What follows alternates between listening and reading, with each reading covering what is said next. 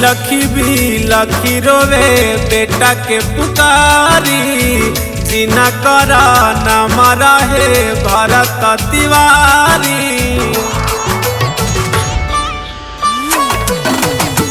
बिलखी रोवे बेटा के पुकारी, जिना करा नाम रहे भरत तिवारी। कोई ना सुनल भैया उनकर पुकार, एही जैसे करहियो भैया हम गोहार। काहे सीनामे में दिलकई तू गोलिया उतार, काहे सीनामे में दिलकई तू गोलिया के मार। Music by Sonu Yadav.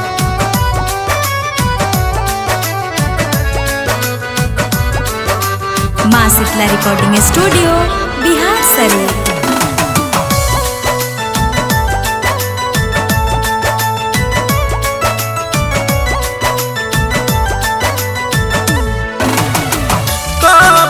बतिया के भैया भूलैहा, गरीब मजदूरा वाले लड़ले लड़ैया।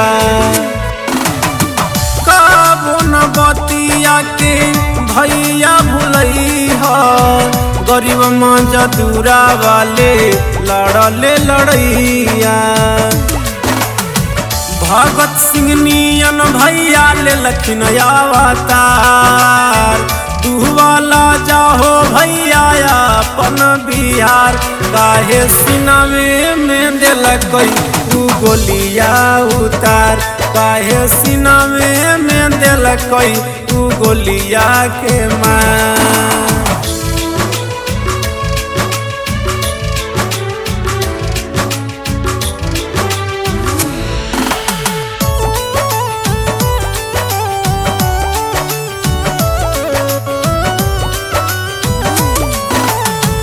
ना जाने कहाँ गेलई पुलिस प्रशासन, नेता विधायक खाली सुनावो है भाषण।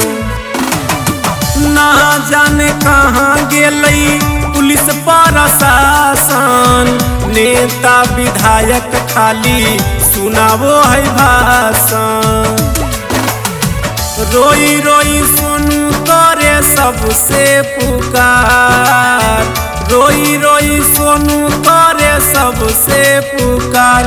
काहे सीनामे में दिलकई तू गोलिया उतार, काहे सीनामे में दिलकई तू गोलिया के मार।